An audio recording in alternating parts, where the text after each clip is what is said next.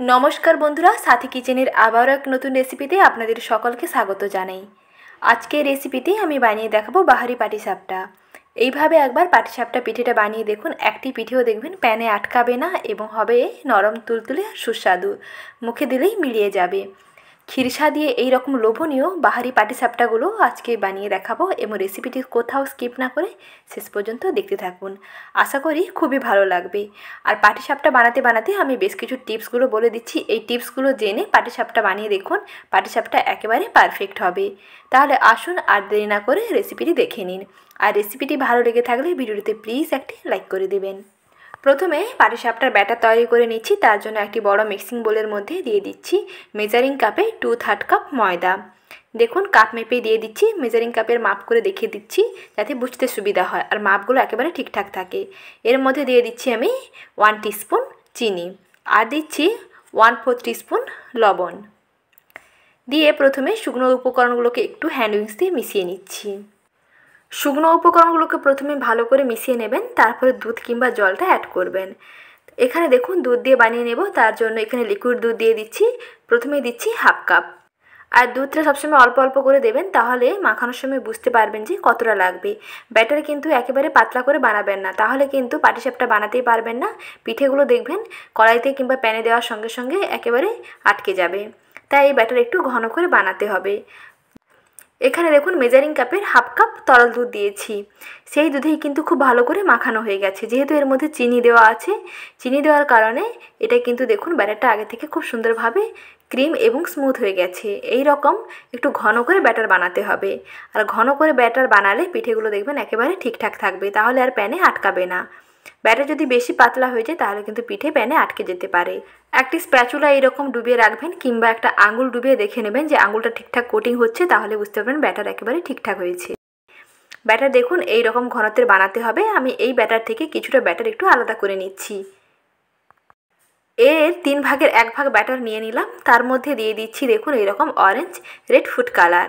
এইরকম ফুড কালারগুলো যে কোনো গ্রোসারির দোকানে খুব সহজেই পেয়ে যাবেন। এখানে যেহেতু গুঁড়োটা দিচ্ছি একেবারে সামান্য দিতে হবে, একেবারে 1 চিমটেরও অনেক কম, 4 ভাগের 1 ভাগ দিতে হবে। 1 চিমটের 4 ভাগের 1 ভাগ নিয়ে দিয়ে দিলে দেখবেন খুব সুন্দরভাবে কালার হয়ে যাবে। এর থেকে কিন্তু বেশি দেবেন না, তাতে বেশি কালার হয়ে গেলে কিন্তু তেতো লাগতে পারে। তার জন্য এই রকম মাপটা দেবেন। 1 চিমটেকে 4 ভাগ করে তার 1 ভাগ দেবেন। দেখুন এইভাবে মিশিয়ে নিয়েছি। এখন মিশ্রণের কালারটা দেখুন কতটা সুন্দর এসেছে।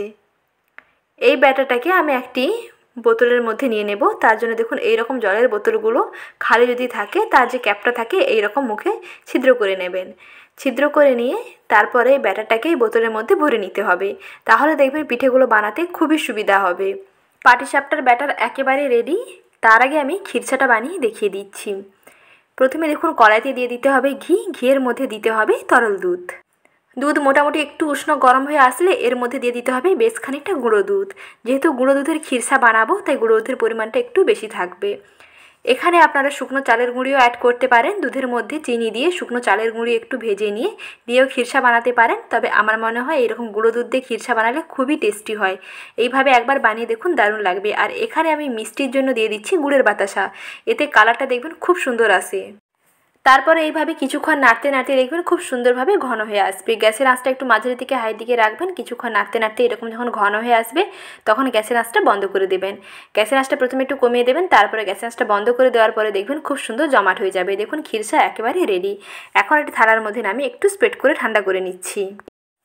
এখন পাটিসাপটাগুলো বানিয়ে নিচ্ছি। তার জন্য একটি তাওয়া গ্যাস ওভেনের মধ্যে বসিয়ে দিয়েছি। তারপরে 1 ফোঁটা তেল দিয়ে তেলটাকে ভালো করে তাওয়াতে মাখিয়ে নিচ্ছি। একটু তেল দিয়ে দিলাম যাতে খুব ভালোভাবে উঠে আসে। তারপরে দেখুন এই রকম বোতলটাকে ঘুরিয়ে ঘুরিয়ে প্রথমে এই রকম ডিজাইনটা দিয়ে দিতে হবে। তারপরে সেই সাদা যে ব্যাটার বানিয়েছিলাম তার থেকে 1 হাতা করে ব্যাটার নিয়ে এই রকম একটু গোল করে দিতে হবে। আর ব্যাটারটা একেবারে মধ্যিখানে দেবেন। তারপরে এই রকম একটু হাতাটা দিয়ে ঘুরিয়ে ঘুরিয়ে একটা গোল শেপ করে ওইটাকে কোটিং করে দিতে হবে। যে ডিজাইনটা প্রথমে দিয়েছি সেটাকে খুব ভালোভাবে ঢেকে দিতে হবে। আর এই পর্যায়ে গ্যাসের আঁচটা একেবারে কমিয়ে রাখবেন। প্রথম থেকে গ্যাসের আঁচটা একেবারে কমেই থাকবে। তারপরে 30 থেকে 40 সেকেন্ড অপেক্ষা করবেন, দেখবেন উপরটা খুব সুন্দরভাবে ড্রাই হতে শুরু করবে। তারপরে এক সাইডে এইরকম খিরসাটা দিয়ে দেখুন এরকম ভাঁজ করে নেবেন। এক সাইড থেকে আলতো হাতে ভাঁজ করে নিলেই খুব সুন্দরভাবে তৈরি হয়ে যাবে বাহারি পাটিসাপটা। দেখুন কত সহজেই পাটিসাপটাগুলো প্যান থেকে ছেড়ে আসলো। এই টিপসগুলো জেনে পাটিসাপটা বানালে দেখবেন একটিও পাটিসাপটা প্যানে আটকাবে না, আর উল্টাতে গেলেও ভাঁজ করতে গেলেও ভাঙবে না, আর প্যানেও দেখবেন আটকাবে না। খুব সহজেই নিজের মনের মতো করে পাটিসাপটাগুলো বানাতে পারবেন। ঠিক একইভাবে দেখুন আরও একটি পাটিসাপটা আমি তৈরি করে নিচ্ছি।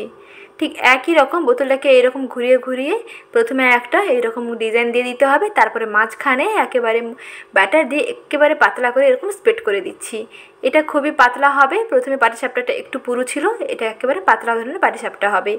যেমন করে ব্যাটারটা দেবেন তেমন দেখবেন পাটিসাপটা তৈরি করতে পারবেন। ব্যাটার একেবারে এক হাতার থেকে একটু কম দিলে একদম পাতলা করে স্প্রেড করলে দেখবেন খুব পাতলা পাটিসাপটা তৈরি হবে, আর পুরু রাখতে গেলে পুরু হবে। আর গ্যাসের আঁচটা যদি একটু বাড়িয়ে ব্যাটারটা দেন তাহলে পাটিসাপটার গায়ে এরকম জালিদার হবে। দেখুন পাটিসাপটার গাটা কত সুন্দর জালিদার হয়েছে। অনেকেই এই রকম জালিদার পাটিসাপটা পছন্দ করে, আবার অনেকে মসৃণ গায়ের পাটিসাপটা পছন্দ করে। তো একই ব্যাটারে দুই ধরনের পাটিসাপটা বানাতে পারবেন। তার জন্য গ্যাসের আঁচটা যদি কমিয়ে ব্যাটারটাকে কড়াইতে দেন কিংবা তাওয়ার উপরে দেন তাহলে দেখবেন পাটিসাপটার গা একেবারে মসৃণ হবে। আর যদি গ্যাসের আঁচটা একটু বাড়িয়ে রাখেন অর্থাৎ তাওয়াটা ভালো গরম থাকে তারপর যদি ব্যাটার দেন তাহলে দেখবেন পাটিসাপটার গা একটু জালিদার হবে। এই ছোট ছোট টিপসগুলো জেনে পাটিসাপটা বানালে দেখবেন পাটিসাপটা একেবারে পারফেক্ট হবে। যে কোনো ধরনের পাটিসাপটা বাহারি কিংবা খিরসা কিংবা নারকেলি যে কোনো ধরনের পাটিসাপটা বানাতে পারেন। এই ছোট ছোট টিপসগুলো জেনে যদি বানান তাহলে দেখবেন পাটিসাপটা একেবারে ঠিকঠাক হবে। দেখুন ব্যাটারটা দিয়ে এরকম একটু স্প্রেড করে দিচ্ছি। গ্যাসের আঁচটা একেবারেই কমানো আছে। তারপরে দেখুন 30 থেকে 40 সেকেন্ড পরে এইরকম খিরসাটা এক সাইডে দিয়ে দেবেন, তারপরে যেই সাইডে খিরসা দেবেন সেই সাইড থেকে ভাঁজ করতে শুরু করবেন। আর তার আগে একটু সাইডগুলো ছাড়ছে কি না একটু ছাড়িয়ে নেবেন, একটু চেক করে নেবেন। সাইডগুলো যদি ছেড়ে আসে মনে হচ্ছে যে সাইডগুলো ছেড়ে যাচ্ছে তাহলে বুঝতে পারবেন পাটিসাপটা একেবারে রেডি হয়ে গেছে, অর্থাৎ পাটিসাপটাকে ভাঁজ করলে আর কিন্তু কোথাও আটকাবেও না, আবার উল্টাতে গেলে ভাঙবেও না। তারপর দেখুন একটু এপিট ওপিট হালকা ভেজে নিয়ে তুলে নিচ্ছি। দেখতে কতটা সুন্দর হয়েছে, এটা একেবারে মসৃণ হয়েছে। এই রকম মসৃণ জালিদার যে কোনো ধরনের পাটিসাপটা আপনারা সহজেই বানিয়ে ফেলতে পারবেন। একে একে পাটিসাপটাগুলো আমি একটি প্লেটে সার্ভ করে নিচ্ছি। দেখুন বন্ধুরা দেখতে কতটা সুন্দর লাগছে। এইভাবে সহজেই তৈরি করে ফেলুন বাহারি পাটিসাপটা। পাটিসাপটা একটা কেটে আমি দেখিয়ে দিচ্ছি কতটা পারফেক্ট হয়েছে। এই রকম খিরসা দিয়ে পাটিসাপটাটা বানিয়ে দেখুন, খেতে দারুণ লাগবে। যেমন নরম তুলতুলে হয় তেমনি সুস্বাদুও হয়, একেবারে মুখে দিলেই মিলিয়ে যাবে। আর শীতকালে অবশ্যই এই রকম পাটিসাপটা একবার হলেও বাড়িতে বানিয়ে দেখুন, খেতে দারুণ লাগবে। একবার খেলে মন ভরবে না, বারবার খেতে চাইবেন। আর যাকে খাওয়াবেন বারবার রিকোয়েস্ট আসতেই থাকবে এইভাবে পাটিসাপটা বানিয়ে দিতে। তাহলে বন্ধুরা আজ এই পর্যন্ত। আর এই বাহারি পাটিসাপটা রেসিপি কেমন লাগলো অবশ্যই কমেন্ট সেকশনে জানাবেন। আর এইরকম নতুন নতুন রেসিপি পেতে চ্যানেলটিকে প্লিজ সাবস্ক্রাইব করে রাখবেন, সঙ্গে লাইক শেয়ার করতে একেবারেই ভুলবেন না। তাহলে বন্ধুরা সবাই ভালো থাকবেন, সুস্থ থাকবেন। শীঘ্রই ফিরে আসছি নতুন রেসিপি নিয়ে। ধন্যবাদ।